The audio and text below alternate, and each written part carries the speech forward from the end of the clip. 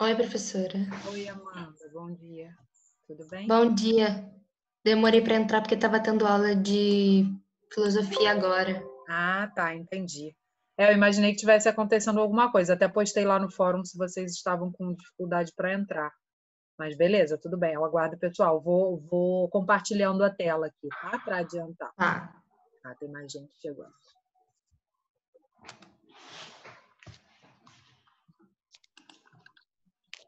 Bom dia, Fabi.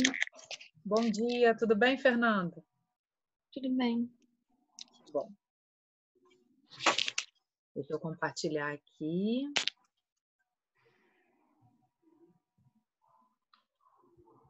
O livro interativo para a gente poder fazer as atividades, tá? É o módulo 4, né? Isso, módulo 4, exatamente.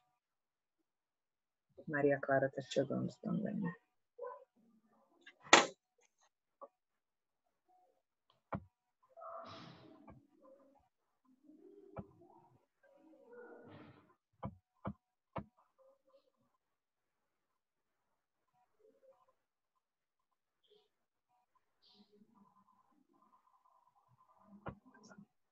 Aqui. Página 17, tá?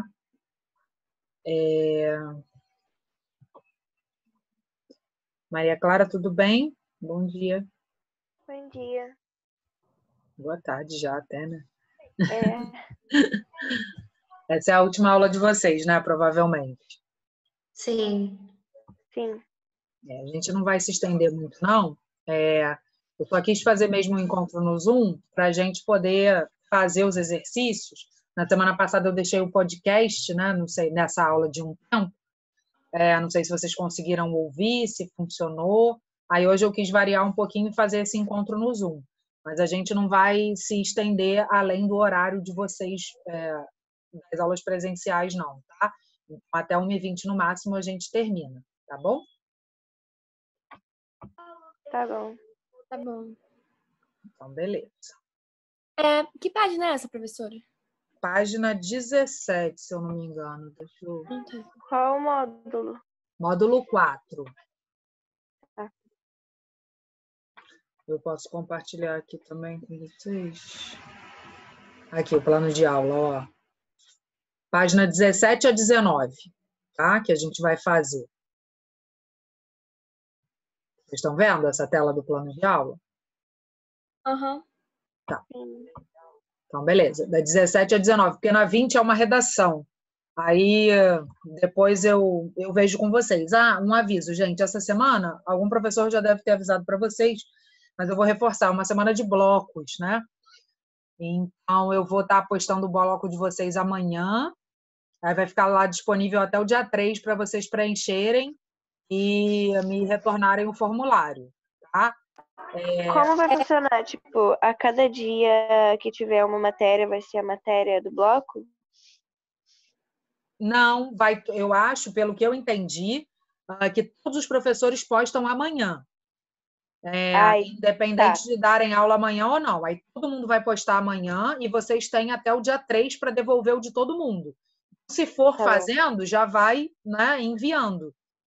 Mas até o dia 3 é o prazo máximo para vocês retornarem o formulário feito para a gente. E tem que enviar por onde? Oi? Tem que enviar por onde? Vai ser que nem a prova, lembra? Vai ser tipo um formulário mesmo? Isso, vai ser um Google Formulário, aí vocês vão colocar o e-mail, tá? Tá. Aí, tipo, quando terminar é só enviar, né? Isso, exatamente. Tá, entendi. E aí eu vou fazer as questões. Oi, Orion, bom dia. Tudo bem?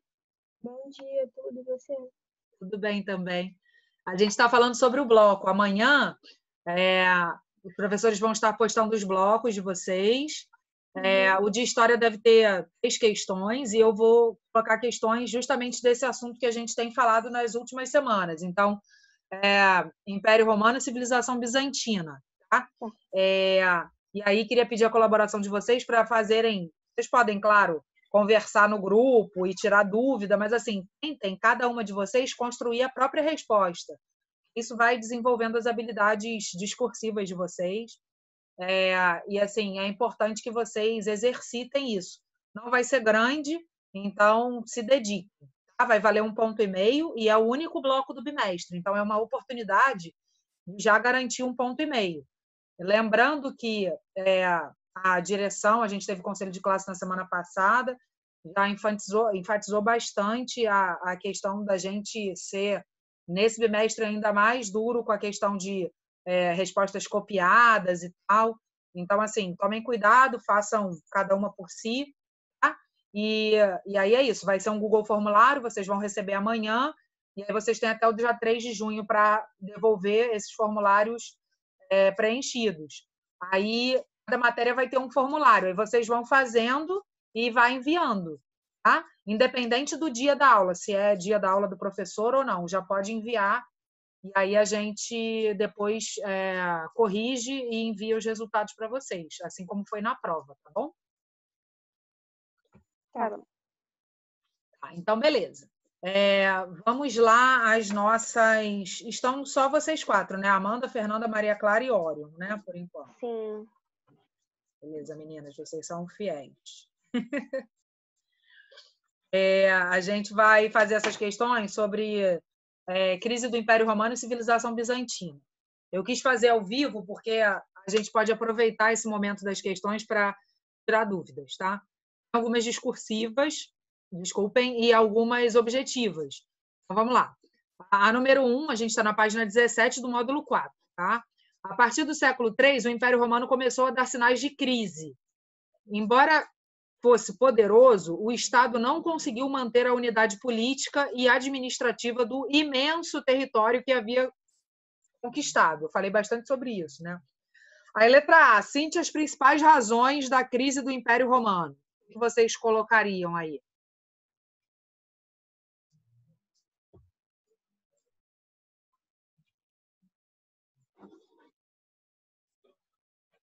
A gente pode falar da ruralização, a gente pode falar das invasões dos povos germânicos, a gente pode falar... eu não vou colocar, porque senão a gente vai perder muito tempo, a gente não tem muito tempo hoje. Da ruralização, da diminuição do número de escravos, da diminuição das guerras de conquista, tudo isso foi contribuindo para a crise do Império. Lembram disso? O esvaziamento das cidades, o êxodo urbano. Sim, né? Que os escravos tiveram que parar de servir os senhores para poder ficar nas fronteiras. Isso aí. Ótimo, Amanda, isso mesmo. A gente fez até uma atividade sobre queda do Império Romano, um debate lá no fórum, e poucas pessoas, né, participaram. Assim. A gente vai ter uma segunda atividade. E aí, meninas, prestem atenção, vocês que estão mais presentes, né, para participarem dessa segunda, para não perder nota também de bobeira, né? Tá?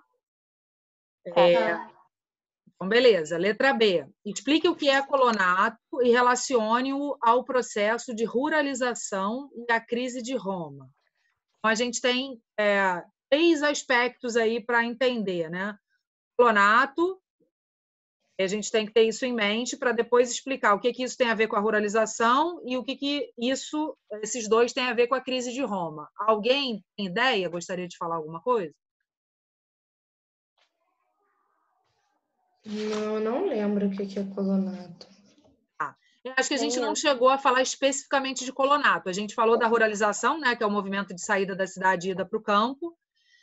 Sim. Isso. E essa ruralização ela só foi possível justamente porque existia essa questão do colonato. O colonato era uma espécie de recompensa as pessoas que iam para as guerras. Então, quando eles voltavam da guerra, se sobrevivessem, né, obviamente, quando eles voltavam da guerra, eles recebiam terras como recompensa. E aí, isso era meio que a estrutura do colonato, que aí eles mandavam gente para lá para ocupar essas terras e tal. Era uma estratégia do Império também de ocupar o território, as terras ociosas, né, vazias, porque quando você tem terra ociosa fica mais fácil do inimigo tomar. E para a galera que ia para a guerra e voltava, era uma espécie de recompensa. Tá? Então, o colonato tem a ver com a ruralização, por quê?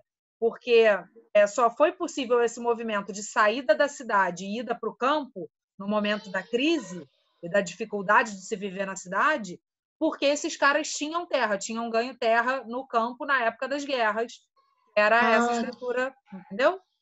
Então, as pessoas que estavam participando da ruralização, as pessoas que tinham ganhado terras por causa do colonato. Isso, exatamente. Tá? Como recompensa na época da guerra e tudo mais. Tá bom?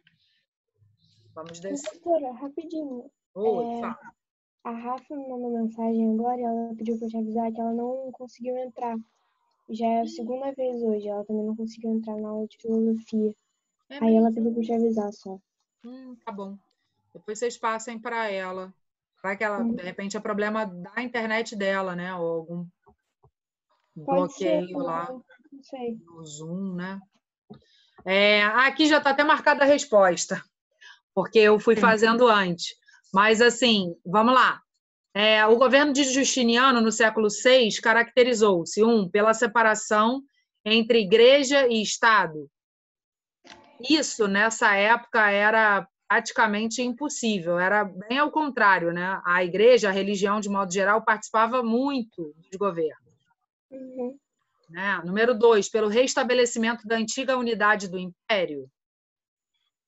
Ele faz esse movimento, né, de reunificar, de tentar reunificar o Império. 3, pela revisão e atualização das leis do direito romano. Isso a gente chegou a mencionar, que tem o Código de Justiniano, que ele faz um novo código, né, de leis para mudar as regras, e inclusive, um código legislativo que inspira muitas constituições de até hoje em dia. Tá? Então, a 3 também está correta. 4, pelo abandono das tradições culturais greco-romanas e do cristianismo. Eles abandonaram as tradições greco-romanas, as próprias tradições romanas e o cristianismo, não, né? Pelo contrário, no século VI, o cristianismo estava em alta, foi adotado como religião oficial do Império Romano no final do século IV. Então, tá? Essa não pode ser. E 5, pela recuperação das terras ocupadas no norte da África e na Península Ibérica. Ele consegue fazer esse movimento, né, de recuperar. Lembrando que, né, no século VI ele já é um momento, né, pós-crise, enfim. Então, é a letra E a resposta certa, tá? A 2, a 3 e a 5 estão corretas. Mas, assim, esse tipo de questão, com tantas especificidades, está sendo cada vez mais raro nos vestibulares e no Enem. As questões, hoje em dia, são muito mais contextualizadas, e, enfim, desse jeito está cada vez mais raro, tá? Mas é importante a gente também saber fazer. Bom, a número 3. Analise a imagem abaixo para responder às questões. Essa imagem é um mosaico de parede, né, feito de pedras, numa igreja, numa basílica em Ravenna, na Itália. O mosaico foi produzido entre 540 e 550. Então, já é no período depois do fim, né, do Império Romano do Ocidente. Já é o que a gente chama de Idade Média, já é a época que tinha a civilização, o Império Bizantino, né, no Oriente, como a gente viu nas últimas aulas. Aí, letra A. Identifique no mosaico a figura do imperador e de que maneira ele foi representado em comparação com outros personagens da imagem. Vocês conseguem ver, imaginar quem seria o imperador? Acho que é esse que está no centro, né? Que ele está diferente dos outros e tal. Exatamente. Que está mais destacado. Exatamente. A roupa diferente. Ele está bem no centro da imagem, tem até um negócio, tá até com uma coroa, sei lá. Exatamente.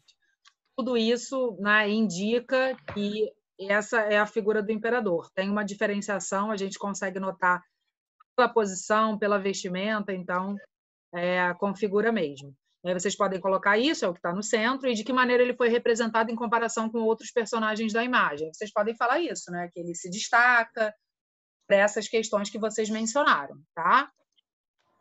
Vou descer mais um pouquinho para a letra B. que outras pessoas aparecem no mosaico e de que forma a relação entre elas e o imperador foi representada. O que vocês acham? Deixa eu Eu acho que tem um padre. Eu vou descer. Acho que é a segunda pessoa de destaque. Seria o padre. Essa presença, eu vou subir, porque só assim eu consigo voltar lá na imagem. Peraí. Aqui. A gente consegue ver um traje típico de padre aqui à direita, né? Da gente olhando para o vídeo, a gente vê à direita, seria justamente um sacerdote, e à esquerda, a gente consegue ver lá na ponta as figuras que seriam os cavaleiros, né? Reparam? Sim, sim. Porque tem o escudo, tem umas lanças, estão vendo? Né? E essa galera que está do lado direito é uma galera ligada à questão religiosa mesmo. A questão... então seria tipo o poder e a igreja do outro lado, né? Tipo, o exército e a igreja. Exatamente.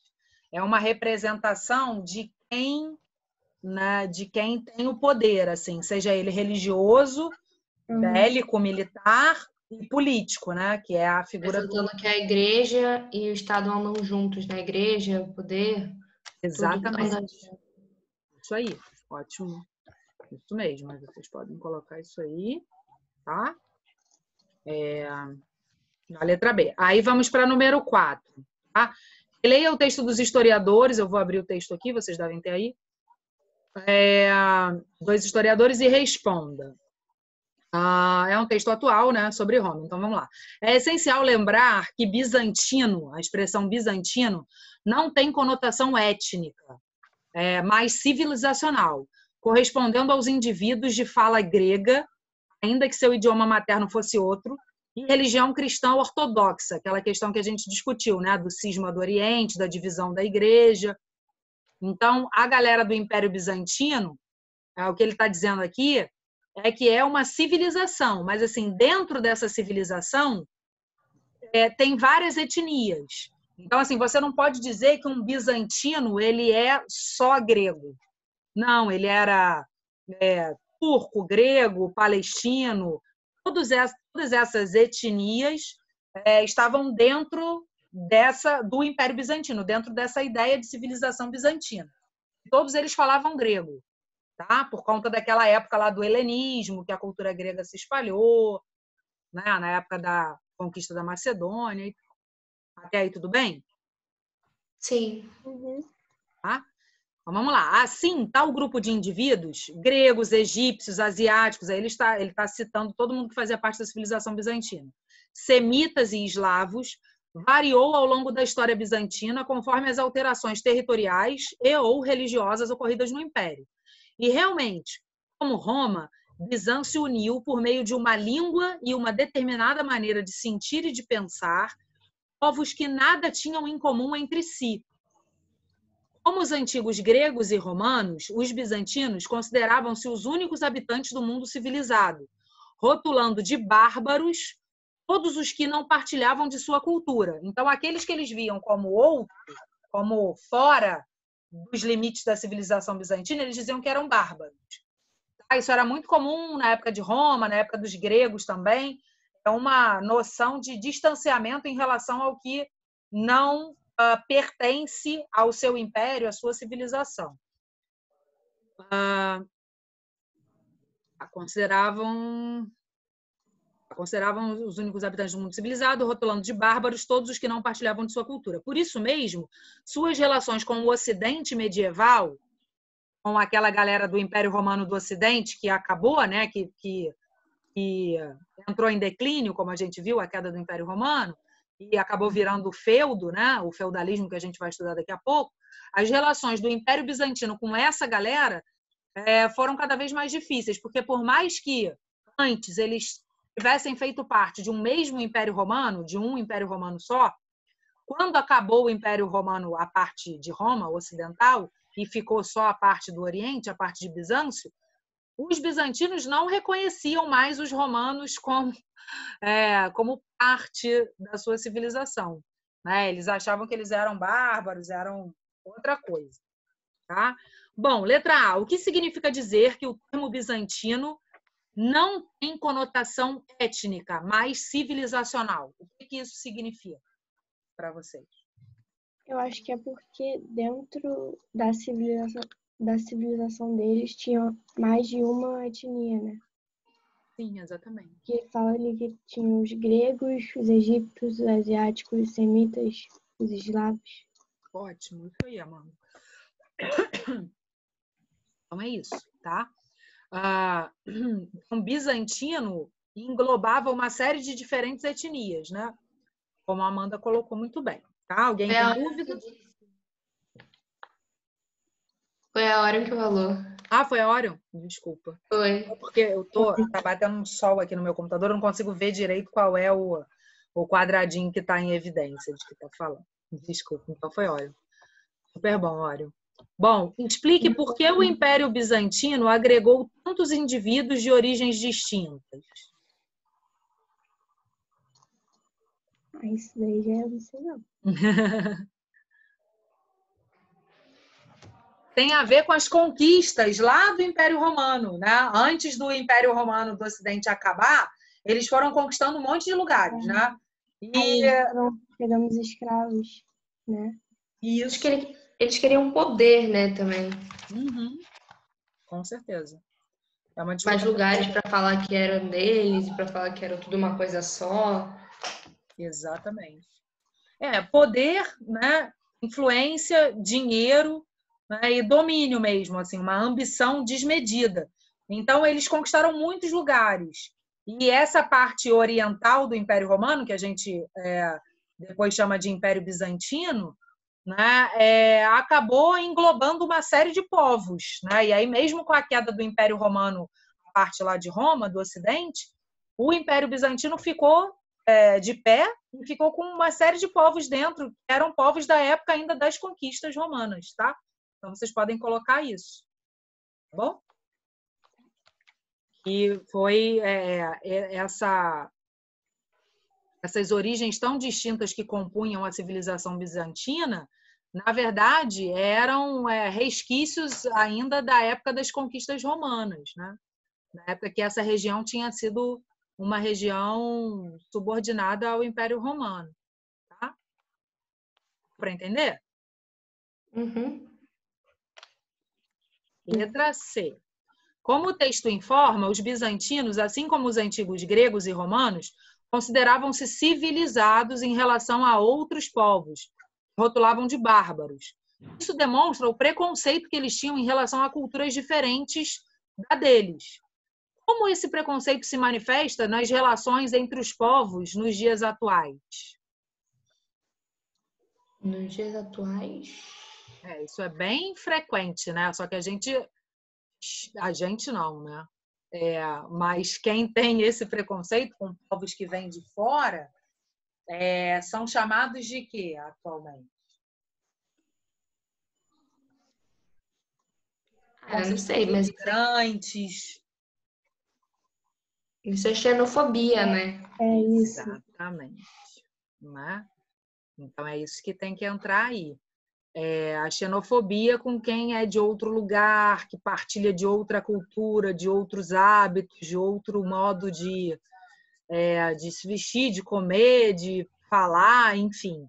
E muita gente, infelizmente, ainda tem uma visão bastante estreita, né, a respeito das variações culturais, assim, né, que somos todos iguais e que as diferenças devem ser preservadas e respeitadas, né? Então, sim. Mas isso acontece muito em vários lugares. Pois é. É impressionante, assim, porque em todo lugar em qualquer época também, a gente vê isso acontecer. Dá até um desânimo em relação ao ser humano, assim. Porque sempre que houver oportunidade, um determinado povo acaba discriminando o outro por algum motivo, né? E aí, em situações de crise, isso aflora ainda mais, né? Uhum. Como a gente viu, por exemplo, no caso dos refugiados sírios, né, daquelas marchas que começaram a fazer para tentar entrar na Europa. Lembram disso? Há uns 2 anos atrás, uma marcha enorme de refugiados, e aí a Europa começou a fechar as fronteiras.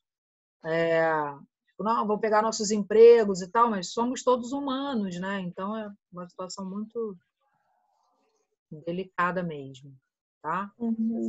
É uma boa questão essa, até para Enem, assim, porque é uma questão que faz essa ponte, né? Com um conteúdo lá de trás, lá do mundo medieval, com um sentimento que ainda, né, persiste de alguma maneira. Ó, aqui tem um mapa com as conquistas do Justiniano, que é aquele cara que a gente viu lá no comecinho, nas primeiras questões, tá? Aí vamos ver. Tem ali a legendinha, estão vendo? Tudo que é lilás já pertencia ao Justiniano, né, quando ele começou, e ele conquistou tudo isso que aparece aqui, né, em laranja. Então ele conquista a Península Itálica, ele como um imperador bizantino, conquista a Península Itálica, inclusive a Roma, né, onde ficava Roma, conquista aqui o sul da Península Ibérica, a pontinha aqui do norte da África, no Estreito, o norte da África aqui, o que era Cartago. Então, ele realmente tem um governo bastante expansionista também. Letra A. Situe geograficamente a cidade de Constantinopla e explique a sua importância. A gente falou dela, vocês lembram que ela teve vários nomes? Onde é que ela está? Sim. Deixa eu subir aqui para a gente ver o mapa de novo. Subir tudo para depois descer. A Constantinopla foi a capital do Império Romano do Oriente, né? Isso aí. E ela está aqui, ó, gente. Olha a posição geográfica dela. Ela está bem na divisa, né, entre o continente europeu, né, o que a gente hoje entende como continente europeu, e a Ásia. Tá vendo? É um ponto muito estratégico, né? Porque quem quisesse ir de um lugar para o outro, consequentemente, teria que passar por aí. Exatamente. Exatamente. Então, tem essa importância estratégica, né? Geograficamente muito bem posicionada. Vocês podem falar sobre isso. Constantinopla é a cidade que tinha se chamado antes Bizâncio, por isso o nome do império é Império Bizantino. Aí mudou de nome por causa do imperador Constantino, que deu o nome dele próprio para a cidade, Constantinopla. E depois, quando os turcos vão tomar essa região, lá em 1453, aí eles tomam Constantinopla e tal, aí depois disso a capital passa a se chamar Istambul. É o nome dela até hoje, é a capital da Turquia. Hoje. Uhum. Maravilhoso, por sinal. Bom, então a gente já situou geograficamente, já falou da importância. E que atividades econômicas vocês acham que eram favorecidas pela localização de Constantinopla? Atividades econômicas. Comércio? Sim, quem falou? Ório. Justamente, Orion, isso aí.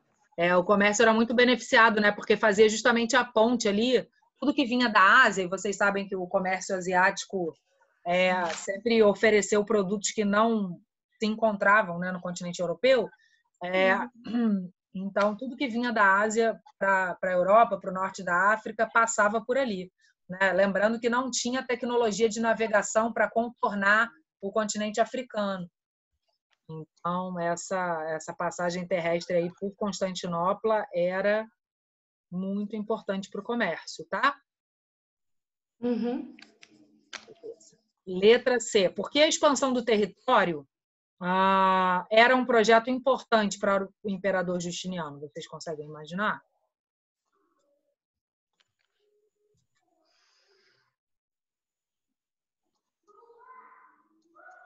Eu acho que por poder de novo, né? Porque ele ia ter muitos lucros com a expansão do território, né? Isso aí. Tá? é uma ambição por poder, por controle, por influência, né? E por recursos também, né? Porque quando você domina um determinado lugar, você consegue explorar os recursos naturais daquele lugar, você consegue escravizar pessoas daquele lugar para te servirem. Então, tudo isso nessa época fazia ainda bastante sentido, tá? Tá. Beleza. Maria Clara e Fernanda, vocês estão ouvindo? Estão entendendo tudo? Tudo certo? Aham. Sim. Tá bom. Não fiquem com vergonha, podem falar, tá? Estamos indo para os 10 minutos finais, tá, gente?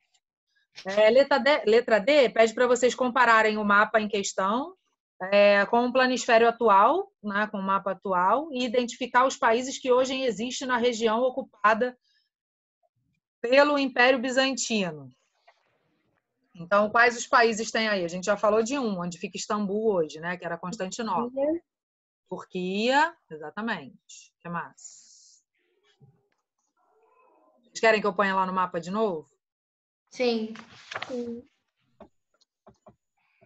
Peraí.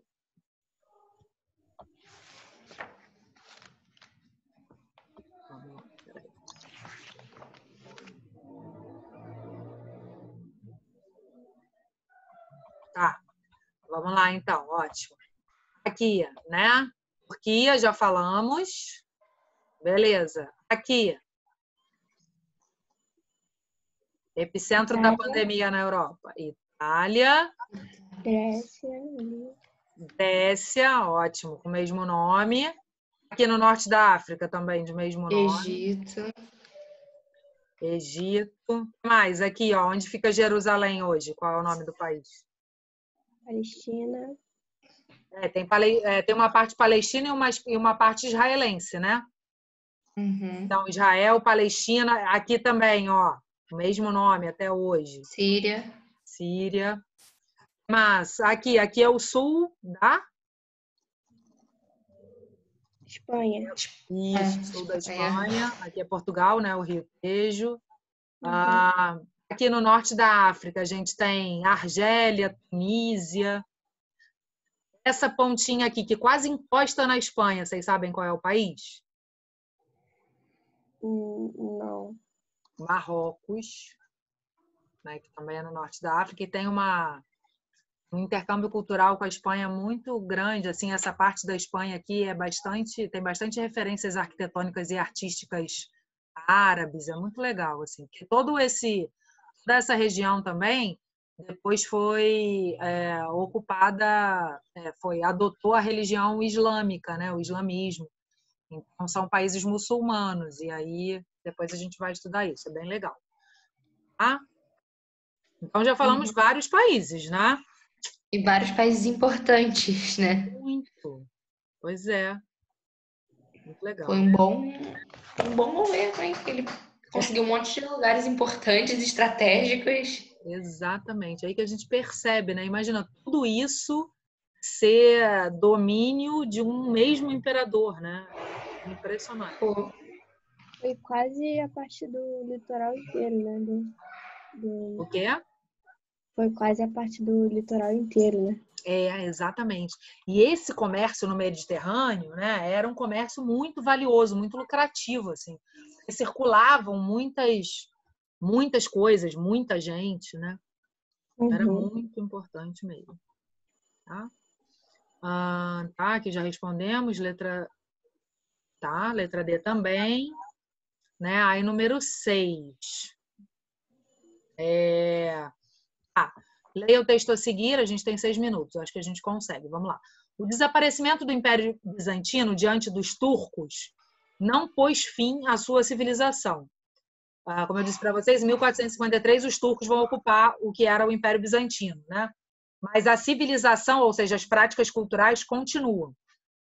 Ele diz, a Rússia proclamou-se sua herdeira e continuadora, adotando o mesmo símbolo imperial da águia bicéfala, a águia de 2 cabeças.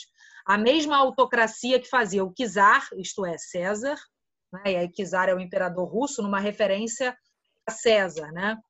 Ser visto como vice-rei de Deus. Então, czar russo também era visto como um Deus na Terra.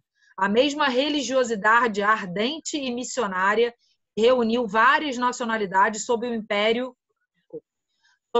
da Santa Rússia. Enfim, Moscou era declaradamente a sucessora de Constantinopla. Moscou, até hoje, capital da Rússia, né? Como essa o fora de Roma. Então, assim, Constantinopla sucedeu Roma, né, como capital. Roma era a capital do Império Romano, Constantinopla vai ser a capital do Império Bizantino e Moscou vai ser a capital do Império Turco, né, depois da ocupação dos turcos. Então, aí é que tá, daí a célebre fórmula Moscou, a terceira Roma. Deu para entender a lógica disso? Uhum.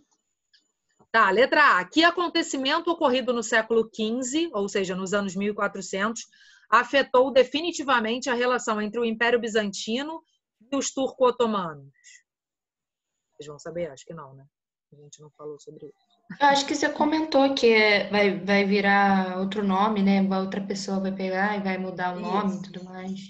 Os turco-otomanos eram de tradição islâmica, né? A gente ainda não estudou isso, esse texto está indo lá na frente. E eles ocuparam essa região e fecharam Constantinopla, fecharam. Então, quando eles fecham Constantinopla, eles impedem. Isso se chama bloqueio de Constantinopla, vocês devem ter estudado isso quando eram pequenos. Impede essa circulação comercial entre a Ásia e a Europa. Isso é o que vai fazer com que comecem os primeiros testes das grandes navegações que contornam a África para chegar lá nas Índias.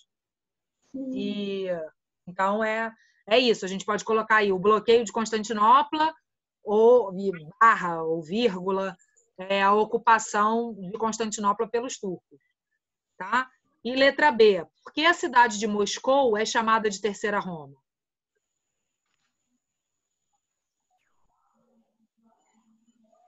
O que eu entendi foi como se ela tivesse o mesmo poder do que Roma, só que num tempo depois. Sim. Tá? É isso aí. Ela assume uma espécie de herança, digamos assim, da importância que tinha tido Roma, depois a importância de Constantinopla. Aí Moscou diz, não, agora deixa comigo que eu assumo essa centralidade religiosa, eu vou ter um czar. É que até hoje, gente, a Igreja Ortodoxa cristã russa é uma das mais fortes, assim. É um dos lugares onde a Igreja Ortodoxa é mais forte, né?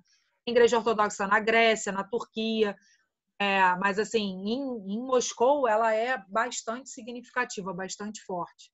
Tem a ver com isso, né? Com Moscou ter meio que herdado essa tradição cultural do Império Bizantino. Tá? Uhum. Estamos entendidas, então? Tudo certinho? Sim. Então tá, e a gente fecha a página 19, né? E essa redação é da página 20, aí a gente deixa para fazer numa outra oportunidade. Tá bom? Tá bom. Então tá, meninas, agradeço a presença.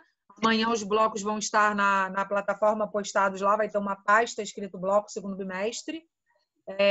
E aí vocês podem acessar e ir fazendo, qualquer dúvida a gente se fala, e quarta-feira a gente se encontra aqui no Zoom de novo.